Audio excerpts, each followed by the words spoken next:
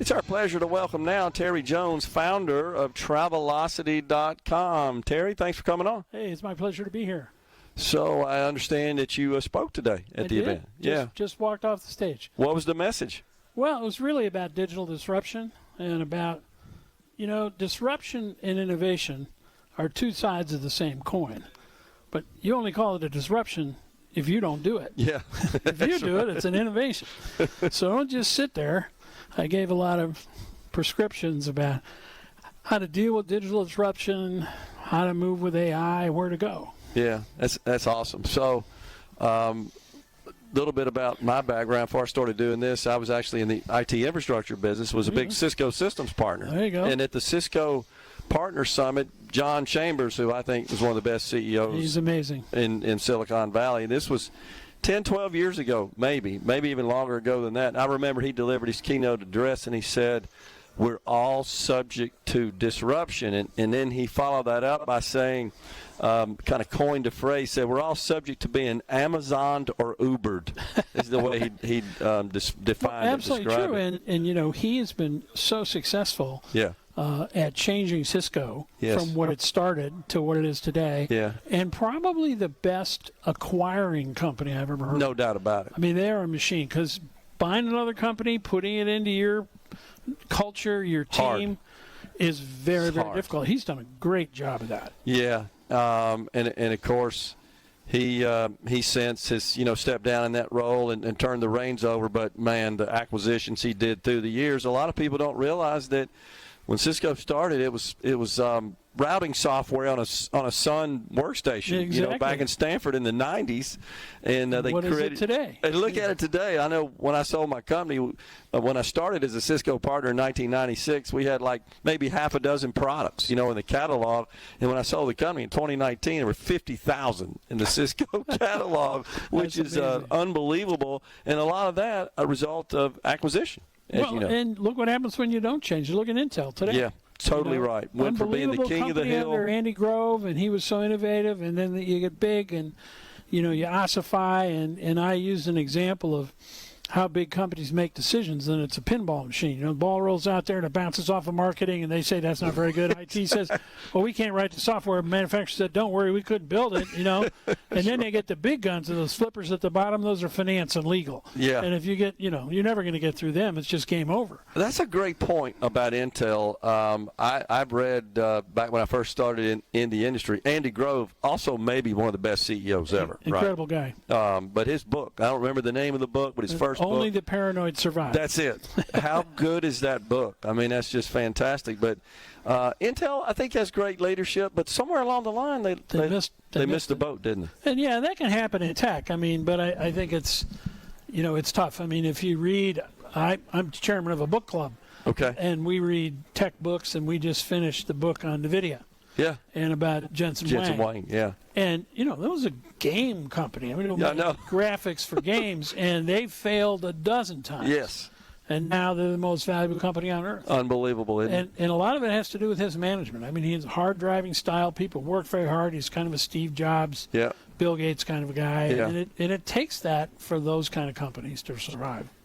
I like to watch videos of his speeches and remarks, and I read almost everything he writes because I think he's brilliant. But he was at Stanford a year or so ago, and when he wasn't like the keynote speaker at graduation, but he addressed seniors at Stanford.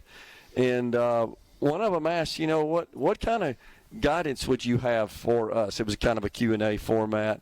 He says, I hope you all experience pain.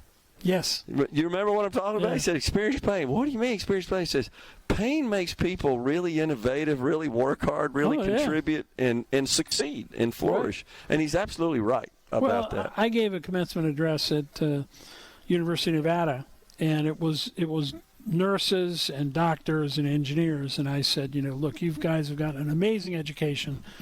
What you've learned is terrific. It's all going to be out the door in 5 years. And all the professors looking daggers at me. I said, no, it's not. So you have to learn how to learn. Right, precisely. It's learning how to learn and to change and be like you and read all the books because the world is moving very, very fast. Yeah. And so, I'm a history major and ended up, being chief information officer of American Airlines. But you just have to absorb and learn constantly in this new world, or you're going to fall behind. Don't you think, to a great extent, that perhaps the greatest takeaway, the biggest value of a college education is that learning how to learn? Absolutely. It really is. I mean, and I'm a fan of liberal arts, and liberal arts kind of teaches you how to learn and think, but, it doesn't matter. It could be engineering or nursing or anything, as long as you're open to change. I mean, I remember, maybe it was even 4 or 5 years ago, I went to a doctor, and I said, well, here's a CD of my x-ray. He said, oh, we don't use those. And I was like, you don't? And then, you don't even get them online? Oh, no, we need a printout. We need a physical x-ray. And we're like, okay, dude, I think I'm going to a different doc.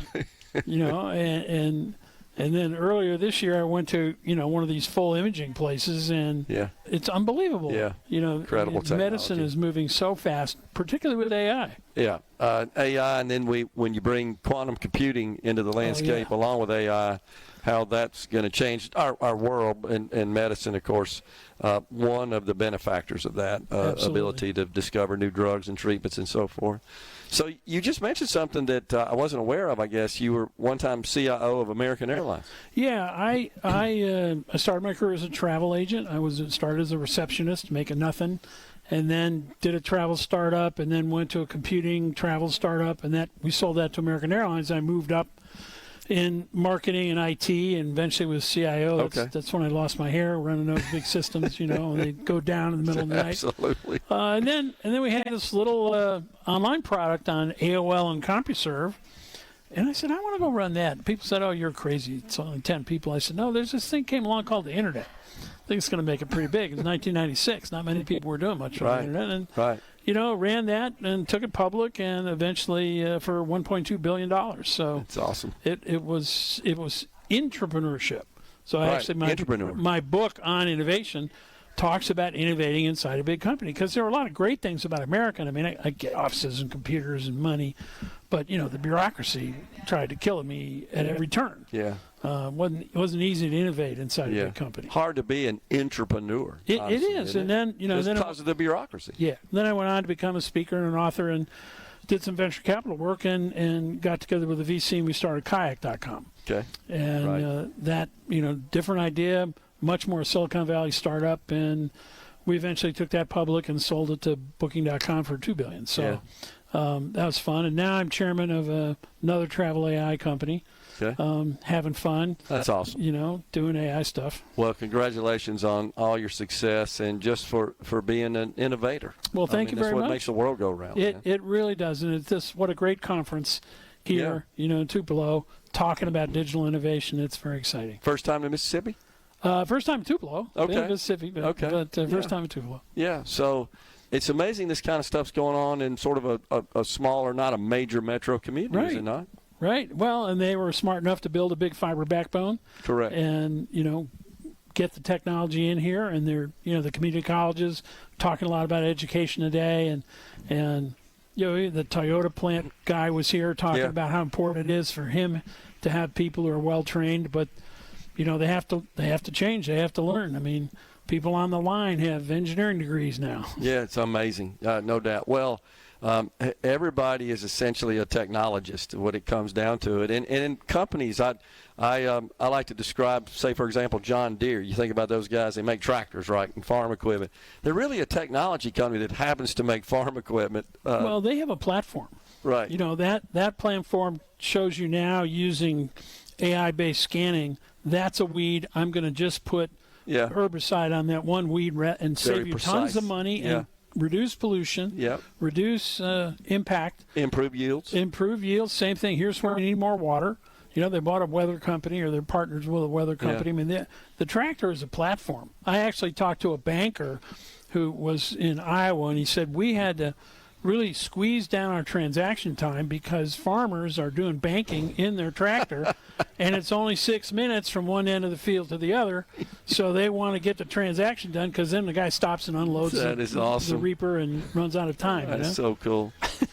Appreciate you coming on, Terry. Thank you Thanks very a lot. much. Really enjoyed it. Terry Jones, founder of Travelocity.com, right here in Tupelo, Mississippi at the Digital Innovation Summit.